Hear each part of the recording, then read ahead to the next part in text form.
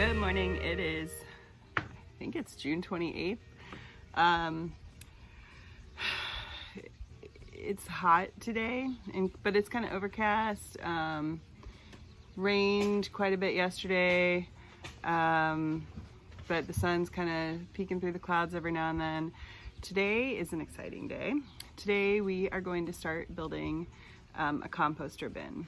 So it's been something that I have been wanting to do for a long time, and finally, after a lot of research and looking at different ones and trying to decide, did I want to buy a tumbler, did I want to buy like a pre-made plastic bin, a stationary bin, and researching all different, there's so many things out there.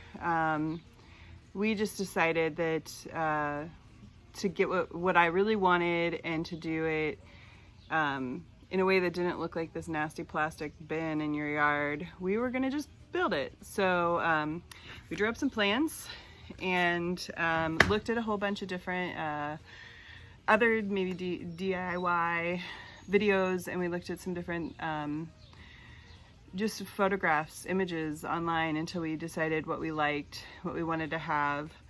And then we drew up the plans, figured out how much lumber we were gonna need, screws, hinges, things like that, chicken wire. And my husband is out going to buy everything while I stay home with the kiddos. And I'm clearing out the garage, getting the tools out, and I'm gonna clear a space for the bin and do a little garden tour until he gets back and we start building. With the herb garden, and just if you're hearing some loud sawing noises, my neighbors are getting I think they're getting new siding on their house. So my kale that just has come up on its own is just awesome. I need to come and I just keep picking it and it just keeps coming more and more. You can see the basil. I think in the last video I had cut it and it was like spindly little pieces, tiny little bits of basil, but it's all bushed out again. So the more you cut it and keep it pruned, the more it's just gonna like bush out. And so I'm going to this week cut this again and make some more pesto. I'm gonna try drying some of the leaves as well. Usually when I dry basil, it browns, and I found the best way to preserve it is in pesto, and then my kids and we all love it. To eat pesto. We made pesto grilled cheese the other day. It was so delicious. But I'm going to try to dry a little bit, and I'm going to try it in the microwave and see if it will preserve some of the green. So that way maybe I can have a little bit of dried pesto for my herb cabinet, or not dried pesto, dried basil for the herb cabinet. And we'll see if that works. I've got enough to experiment with for sure. I just, picked a bunch of the parsley again for a couple nights ago. I tried to make kafta for the first time, and it took a lot of a lot of parsley for that. So that'll bush out again. The oregano I haven't really used much. I think when our tomatoes come on and we start making sauce, we'll use the oregano more. I did just cut a bunch of the sage was looking really good and nice and big, and I cut a bunch and I have it hanging in my kitchen to dry. The same thing with the rosemary. You can see I cut it down quite a bit, and I've just kind of left a little bit, and so it'll bush out again. I did go in and cut a bunch of lettuce, and I pulled out a bunch of it.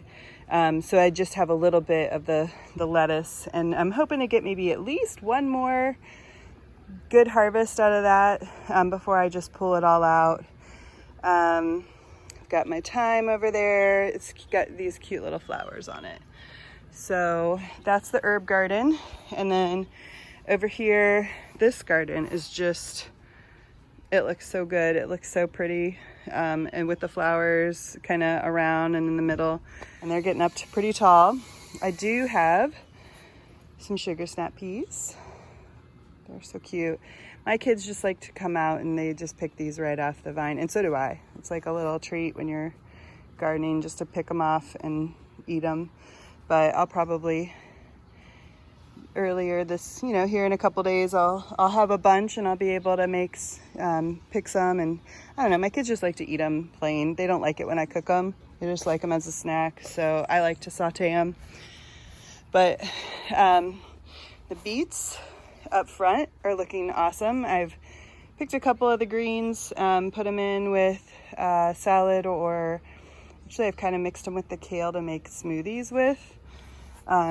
But let's see, they're just starting to get little beet roots on them. So I can't wait till we get beets. I love them. The carrots are here.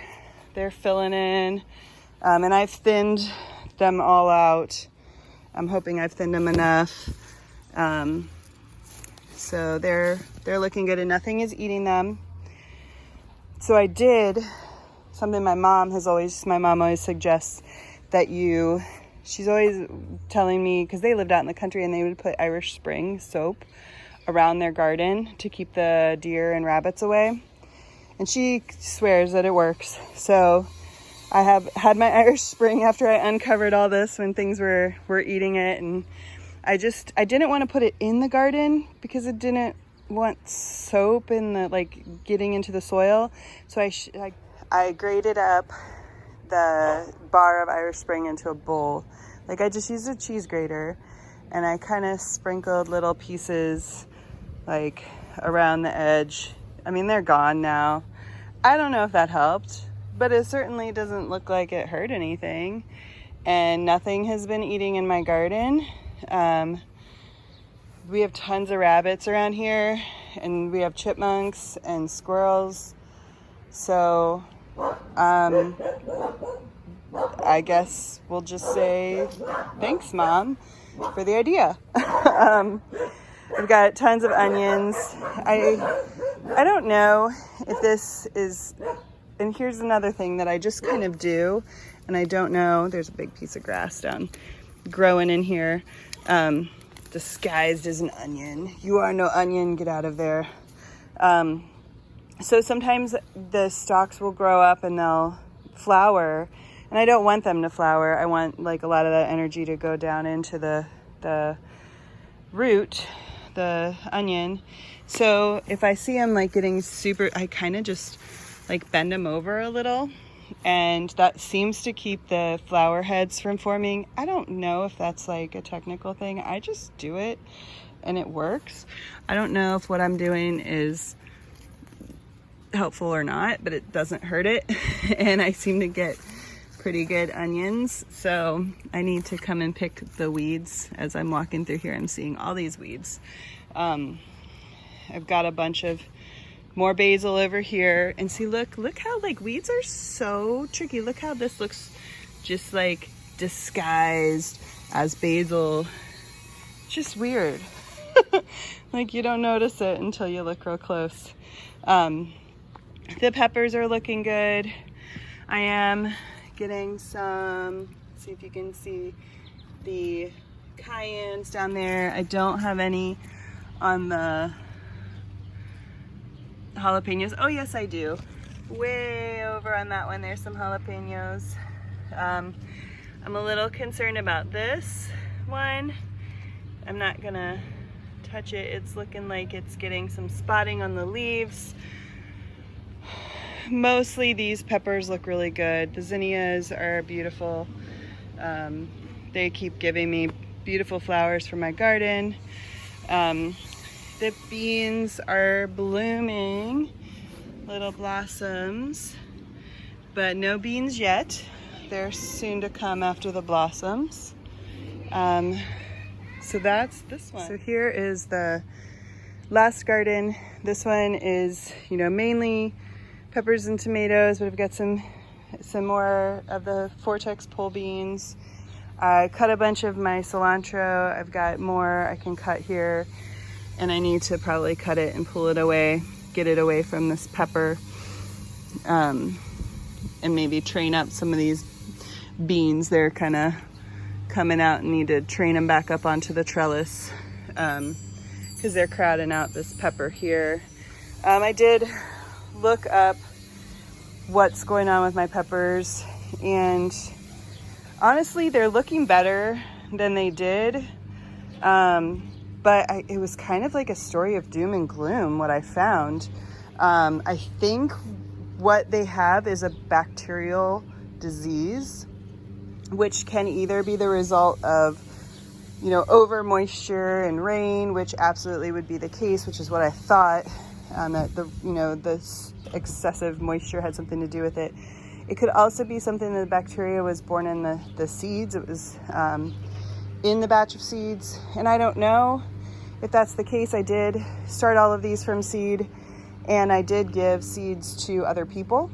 So my mom, my sister, some neighbors all got the seeds, and so I'm kind of waiting to see how theirs are doing, and to see, was it the batch of seeds or was it the conditions that caused this. The things I've read about these peppers and this bacterial disease is there's no cure, and that I should just pull them out and not let it spread to anything else. I'm not sure if this bacteria, there's different strains, so there's some that affect tomatoes and some that affect peppers. They can pass around pepper. I mean, it was on all the peppers already. So, and then next year I just need to make sure, and this is why I'm doing these garden journals, so I remember, next year I need to make sure I don't plant the peppers in the same spot, because it can actually live in the soil over the winter and then infect the next batch of peppers that are growing. It did say that I could use like a copper-based fungicide, even though it's bacterial, that would help stop the spread of the spores. It doesn't actually cure the plant. So what I'm going to do before I come in and pull all of this is, because I feel like they're not as bad as they were, I'm going to take all these, and I don't want to touch them now because I don't want to risk spreading it anywhere else, but I'm going to take all these leaves that look like they're messed up off of the peppers, and you can't see through my forest of onions, and I'm going to remove any kind of like leaves that have fallen. You can see there's some down here that have fallen. I'm going to just remove it, and I'm going to try to get as much of it out. I am going to maybe get the copper and spray it around in this area, which they say is okay for organic gardening, and I'll make sure I get a brand that is, and then I'm going to make sure I clear out and get a lot of good airflow around all of these, and I'm going to see how that works. I've never had like an entire season of peppers just destroyed, and I have hope that these aren't going to be. So before I just like pull them all, I'm going to try that, clean this area up a little bit, and we'll see how that starts to help these poor little peppers. And again, this is what is happening with, I need to get through and weed a bunch with the straw. Like there's just grass growing in here, and I've got to find something else to mulch with next year that isn't going to grow weeds, because again, I don't know, like lots of people use straw, but I don't understand why. So somebody help me out with how this is so great, because I don't get it. It's just frustrating seeing all these grass, and I just have to keep on top of it and like pick the grass weeds out as well as the other weeds. It's supposed to keep the weeds from forming, but it's actually adding weeds. So I don't know.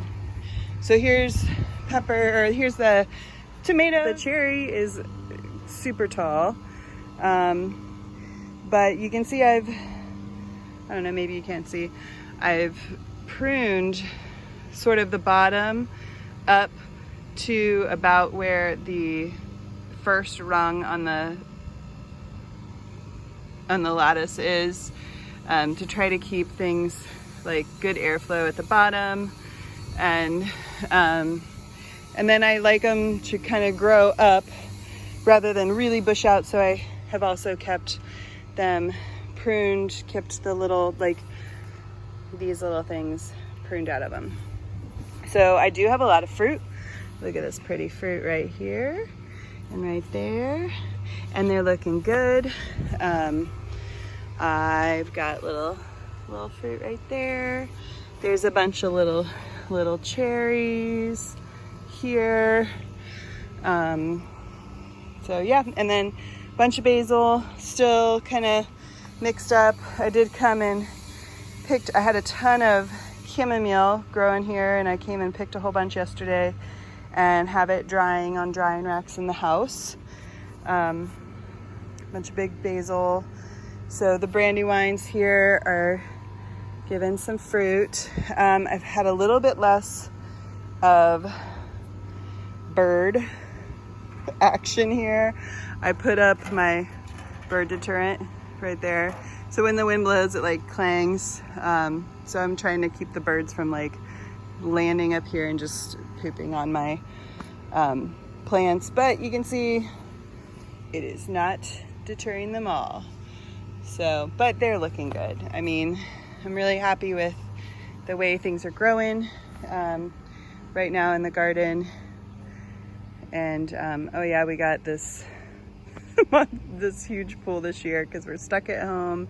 No pools are open, and this was literally, after going to like 13 places, the only pool that I could find. And it's really nice. It has been really fun, and I haven't had to refill it. I've been learning a lot about pool chemicals and balancing pH and alkalinity, and we've got a filter on it, so it's been a lot of fun.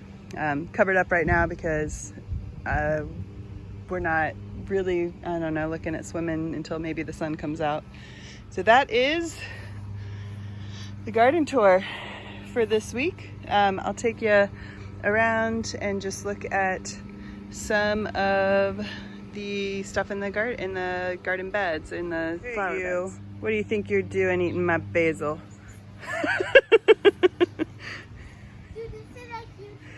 I know. Hey, that's all right. I love it that you guys just like to come and eat an herb every now and then. Little rabbits. And then look, and then Maya's eating the grass, the weed that I pulled. Everybody enjoys the garden. So the pot garden, the container gardening here, these are, like, I knew this would get enormous, and it is, but it looks so cool. I just think it's awesome. I finally got a male bloom, but now there's no females. So come on, plant, grow together, or bloom together, males and females. So I've got a fruit here. I don't know that it got pollinated. We'll see. I have gone in and kind of taken some of the leaves out where they were like crisscrossing and going crazy. I probably need to trim a few more of the leaves just to let there be a little better airflow. I've got the feverfew growing in here, and it's looking like it's getting ready to bloom. I haven't ever grown feverfew before, so I'm excited to see how this looks. And it looks like the stalk's gonna have quite a few blooms, so that'll be pretty with the squash blossoms. And then I got these 2 different potato vines, and it's not right now, but this one down here has been blooming quite a bit, but this one hasn't bloomed at all. And then I was looking real close, and even though they were, sold as the same thing, they look a little different to me. And I don't know if it's just a different variety, or is it possible that there's like a male and female version of the plant? I don't really know. This one's a little darker purple. This one's a little lighter purple. This one blossoms, this one doesn't. This one's more bushy and upright.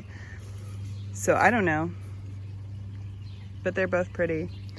The calendula and this crazy tomato. Now I need to get the stake out and get this staked up. This one's starting to get the first fruits forming.